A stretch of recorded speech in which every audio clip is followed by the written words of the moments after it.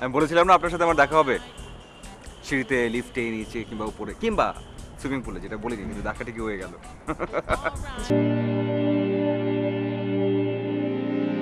আসলে উপরওয়ালা যদি কেউ কখনো মন থেকে কিছু চায় এটা ঘটিয়ে দেন। আপনি এটা বিলিভ করেন? অবশ্যই। ইনফ্যাক্ট এটা শুধু আমার লাইফে একবার না, বহুবার ঘটেছে। আমি যখনই যে জিনিসটা মন থেকে চেয়েছি কিভাবে যেন আমি পেয়ে গেছি। এই যেমন পেয়েছি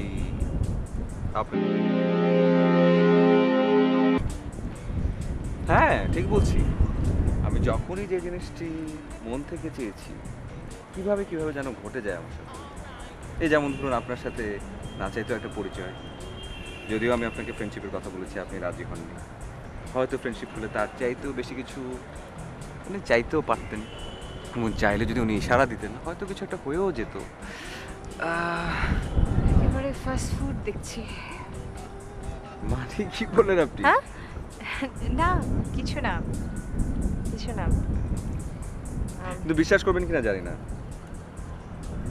কি যেন একটা আছে, মানে কি যেন একটা আছে, মানে আপনি নিজেও জানেন না আপনার ভিতরে কি যেন একটা আছে। I swear, I promise.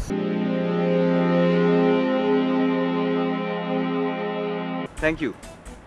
জানেন আপনাকে শুধুমাত্র এভাবে হাসি খুশি দেখবার জন্য কথাটা বলেছি।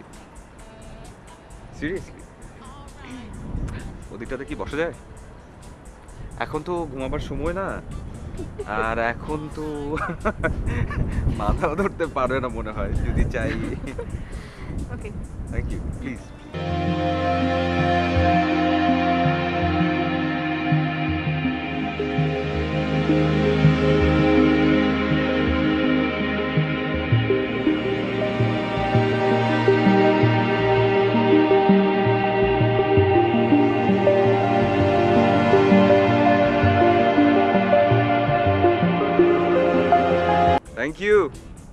Thank you so much. বাবা মা যা চেয়েছে এবং আমিও যা চাচ্ছিলাম তা অনেক দ্রুতই ঘটে গেল। কি?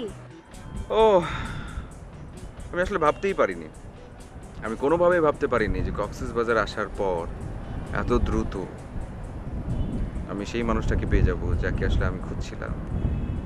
Thank you, love you. আমি ঠিক বুঝলাম না কি। কি না কাকে? কাকে? কার কথা বলছি? আমি বলছি আমার বাবা মার কথা। বাবা মা প্রেশার দিচ্ছিল প্রচণ্ড রকম বাজেভাবে বিয়ে করবার জন্য। বলেছিলাম না যে একটা মোটকা মেয়ের সাথে, তো ভয় তো পালিয়ে চলে এসেছিলাম। কিন্তু সত্যি কথা বলতে কি, আমি নিজেও চাচ্ছিলাম বিয়ে করে ফেলবো, বাবা মা চাচ্ছিল, কিন্তু খুঁজে পাচ্ছিলাম না। কিন্তু এখানে আসার পর হঠাৎ করে যখন বুঝতেও পারি না যে এত তাড়াতাড়ি সম্ভব হয়ে যাবে সব কিছু। আবারও থ্যাঙ্কস। তো আপনার বিয়ে?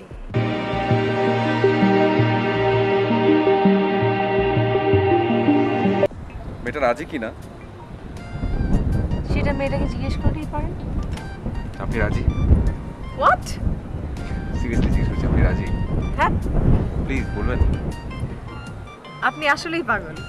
কিছুটা, আপনাকে দেখার পর থেকে পুরোটা। রাজি? প্লিজ, আপনি রাজি? আমি বুঝতে পেরেছি। Thank you.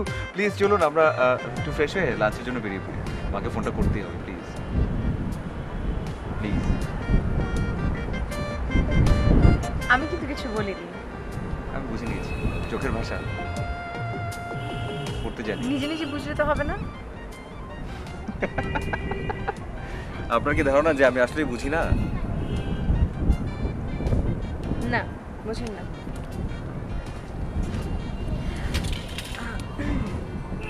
আমার দিকে তাকান, চোখের দিকে প্লিজ।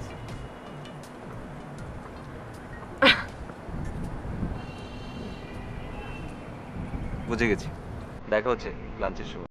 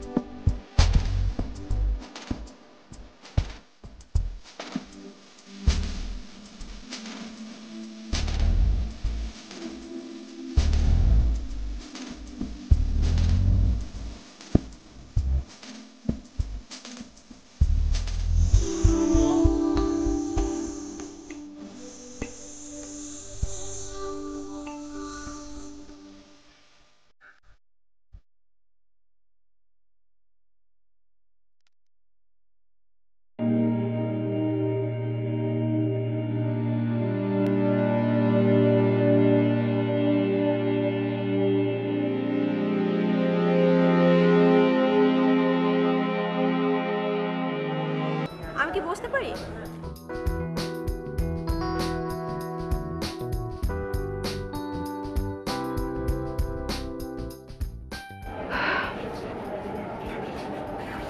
বসিয়ে যখন পড়েছে তখন পারমিশন কেন চেয়েছিলে? মানে দেখালাম আর কি, এতটুকু ম্যানার্সটুকু আমি জানি। ওকে, আসলে কারো কাছ থেকে কোনো কিছুর জন্য পারমিশন চাইলে সেই পারমিশনের জন্য তো একটু ওয়েট করতে হয়, তাই না?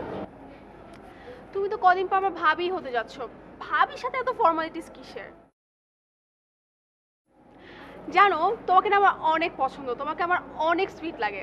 আমি যেরকম ভাবি চেয়েছিলাম তুমি ঠিক সেরকমই। Thank you. কিন্তু আমার মনে হয় ভাবিকে একটা জিনিস জানানো উচিত, ইনফ্যাক্ট দেখানো উচিত। কি রিপোর্ট। রিপোর্ট? কিসের রিপোর্ট? তুমি নিজেই দেখো কিসের। কার রিপোর্ট এটা? আবিরের। আবিরের? আবিরের কিসের রিপোর্ট? আবির ব্রেন টিউমারের রোগী, খুব বেশি দিন হলে আর কয়েক মাস বাঁচবে। আমার মনে হচ্ছিল তোমাকে জানানো উচিত।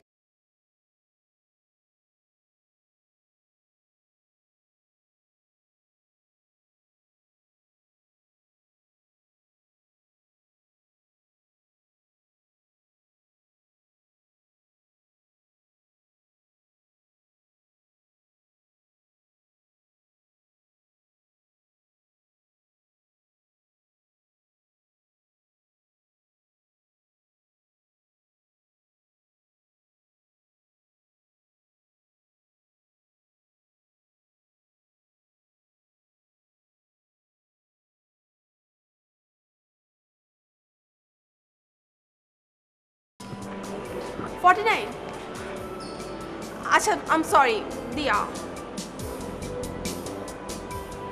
বলো। কি হলো, তোমার মন খারাপ? কই না তো। মিথ্যে বলছো। দেখো, তোমার মতো তো হাসি খুশি একটা মেয়ে এরকম মুখ করে রেখেছো।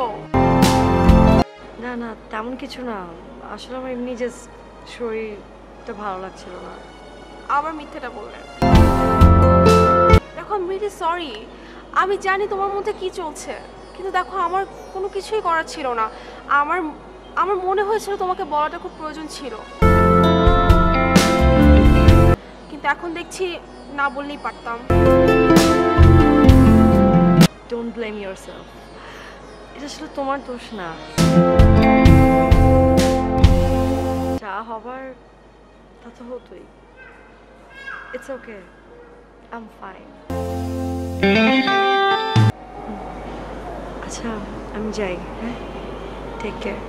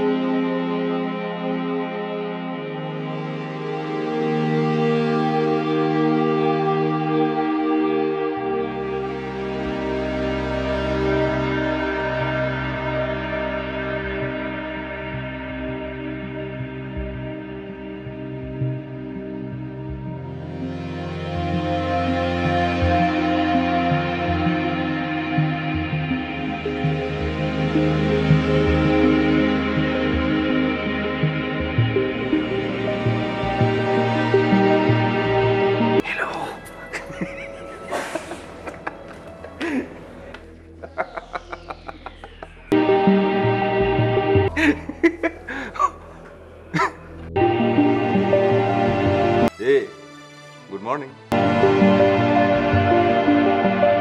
ওরে বাপরে, চা! সাত সকালে চা, তাও আবার এক কাপ। আমার জন্য নিশ্চয়ই। Thank you so much.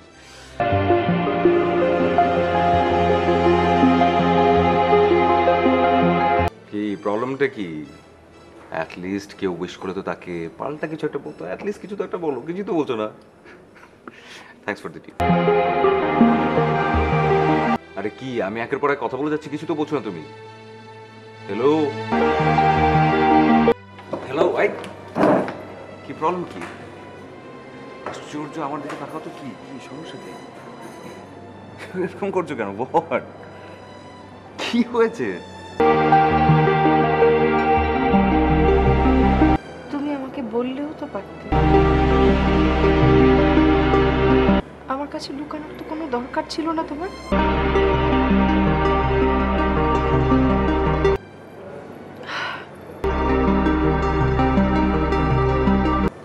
আমি তোমার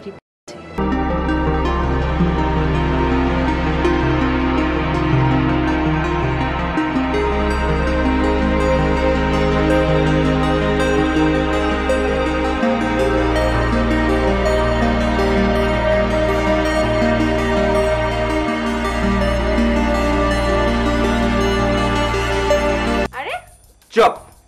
এই, তোর কি খেয়ে দিয়ে কোনো কাজ নেই? তুই সব ব্যাপারে কেন নাক গলাস? হ্যাঁ, আমি আবার কি করলাম? কি করলি তুই বুঝিস নাই? তুই আবাকে কি ওই কথা কেন বললি? তুই কোন কথা?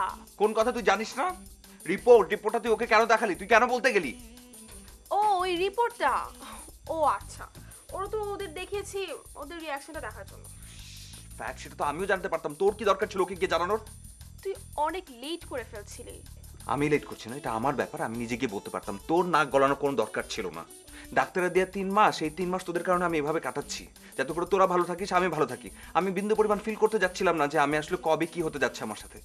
কিন্তু এই যে এখানে আসার পরে এই যে এই সম্পর্কগুলোর কারণে আমার মধ্যে যে এখন ফিলিংসটা জন্ম নিচ্ছে, এবং সে কারণে আমার মধ্যে এখন যে কষ্টটা হচ্ছে, সে কারণে আমার এখন মনে হচ্ছে যে আমার আসলে এই 3 মাস বাঁচার কোনো দরকার নেই। তারও আগে যদি মরে যাই অনেক বেশি ভালো। ভাইয়া তুই এটাকে ভালোবাসা বলছিস? ছোট্ট একটা কাগজের রিপোর্ট দেখে যাদের ভালোবাসা উড়ে চলে যাচ্ছে, তুই সেটাকে ভালোবাসা বলছিস? প্লিজ শুন, এসব বাদ দে। এই দুটা মেয়ের কথা একদমই বাদ দে। তুই আরেকটার জন্য তোর একটা কথা আমি আর শুনতে চাচ্ছি না। এখন তুই আমার কথা শুনবি। ভাইয়া কোনো কথা না, একটা সিঙ্গেল ওয়ার্ড না, সব কিছু গুজগাছ করে রাখবি। কাল সকালে আমরা ঢাকা চলে যাব। আর ভালো লাগছে না।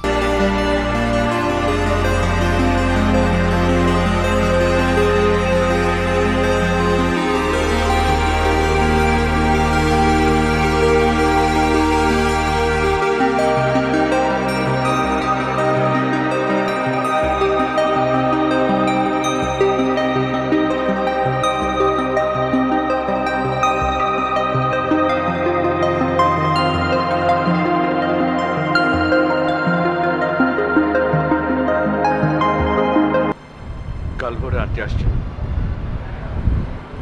কাল তোমার জন্মদিন, মার সাথে জন্মদিনটা কাটিয়ে পরশু চলে যাও।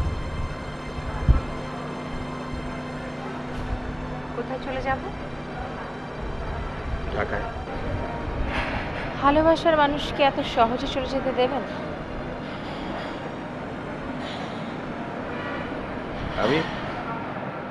আমি ব্যবসায়ী মানুষ। মন বলে হয়তো আমার কিছু নেই, কিন্তু তবে যতটুকু আছে তার সবটা দিয়ে আমি তোমাকেই ভালোবেসেছিলাম, আজও বাসি। অনেক দেরিতে হলেও আমি বুঝতে পেরেছি আবার এক পেশে ভালোবাসা অনেকটা ওই সুতো কাটা ঘুড়ির মতো হয় না। কখনো বিয়ে করবেন না?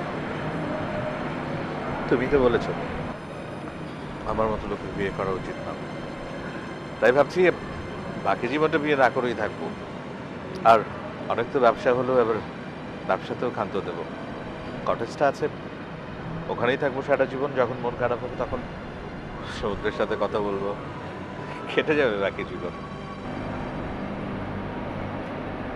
এই সিদ্ধান্ত কি আমার উপর রাগ করে নেওয়া হচ্ছে?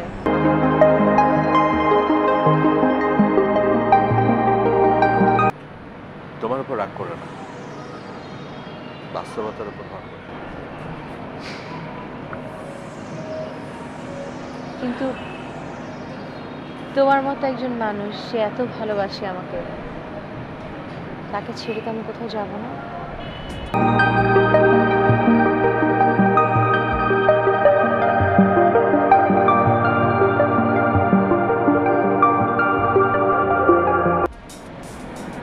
I love you.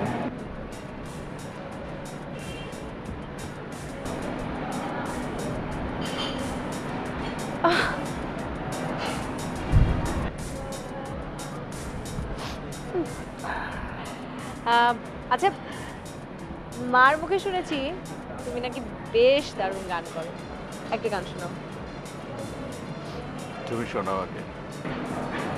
আচ্ছা ঠিক আছে, আমি শুরু করছি, তারপর তুমি শুরু করো।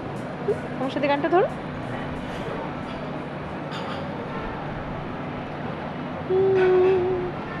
বলছি তোমার কানে কানে, আমার তুমি, বলছি আমার গানে গানে, আমার তুমি।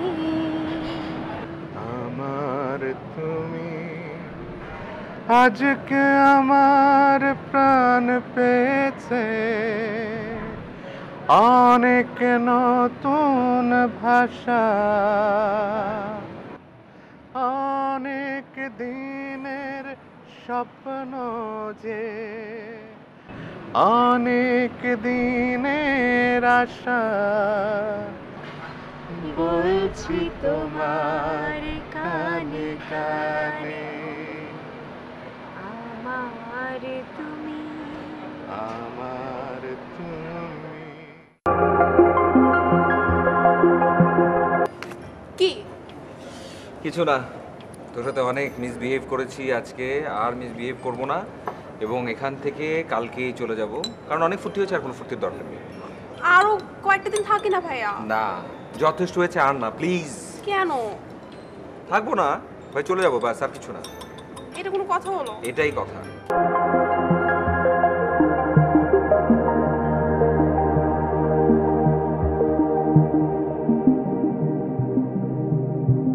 কি ভেবেছিলেন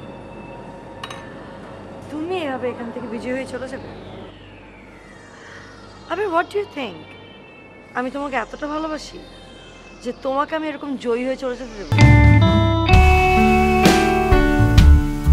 You're wrong.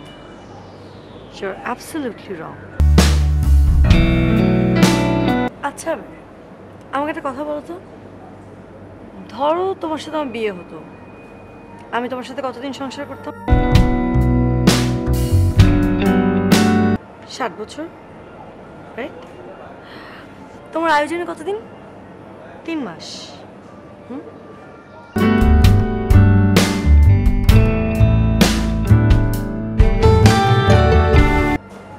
এই 3 মাসে আমি তোমাকে সেই 7 বছরের চেয়ে আরো অনেক বেশি ভালোবাসা দেব।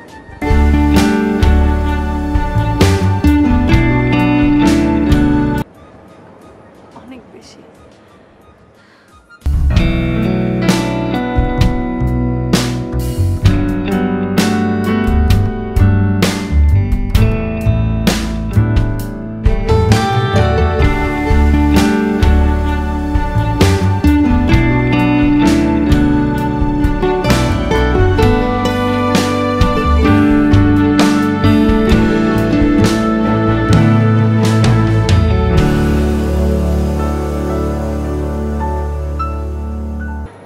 কি ব্যাপার, এক কাপ চা? নিশ্চয় আমার জন্য।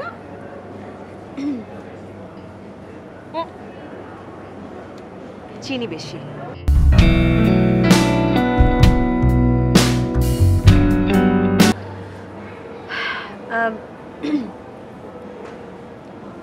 আবির, তোমাকে কিছু কথা বলি। আমার বয়স যখন 8, তখন আমার বাবা মারা যান। আমার মা আমার বাবাকে এত ভালোবাসতেন যে তিনি মানতেই চাইতেন না যে বাবা এই পৃথিবীতে নেই।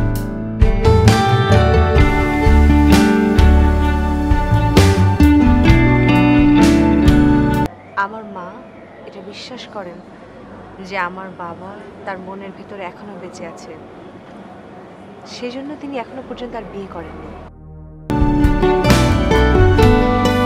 আমি জানি না আমি তোমাকে কতটুকু ভালোবাসি কি বাসি না, আমি জানি না, কারণ কখনো তো তোমাকে মুখ ফুটে কিছু বলিনি, কখনো তো তোমাকে বলিনি যে তোমাকে ভালোবাসি। কিন্তু সত্যি একটা কথা বলি,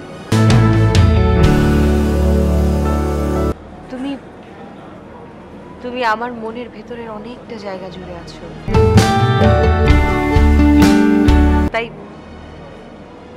তুমি এই পৃথিবীতে কতদিন থাকবে কি না থাকবে তাতে আমার কিছু যায় আসে না। তুমি সবসময় আমার মনের ভেতরেই থাকবে।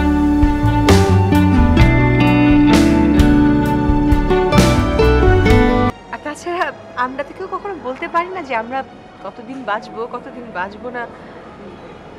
কারো আয়ু কতটুকু সেটা তো কেউ জানে না। তাই আজকে থেকে এই মুহূর্ত থেকে আমরাই চারজন আমরা যতদিন বেঁচে থাকবো আমরা একসাথে থাকবো, আমরা কাছের মানুষ হয়ে থাকবো। আমাদের জীবনের যে কটা দিন বাকি আছে সে কটা দিন আমরা অনেক আনন্দে কাটাবো। ভাইয়া তুই এখন কি করবি বলতো? দেখেছিস আমরা তোকে সবাই কতটা ভালোবাসি। আমি নিজেই যাই আমি আসলে কি করবো, আমি বুঝতে পারছি না আসলে। এত মানুষের ভালোবাসা পেলে আমি আসলে কোনোভাবে এখন আর যেতে চাই না। আমি কিন্তু এই কাঁদছো কি জন্য তুমি? ছেলে মানুষের উপর কাঁদছো কেন? কেন আর যদি কখনো যদি আমি কান্না করো, কখনো আমি কান্না ওই যে দুজন ছেলে মেয়ে আবির আর রায়না, ওরা আমারই ছেলে মেয়ে। আমি ওদেরকে এখানে পাঠিয়েছিলাম। আমি এই শহরেই ছিলাম, ইচ্ছা করে ওদের সামনে আসিনি। আমি চেয়েছিলাম আমার ছেলের শেষ দিনগুলো যেন হাসি খুশিতে কাটায়। আমি তোমাকে একটা হাত দিতে চাই। ওকে দাও। প্লিজ। দেখো কি করে দেখো।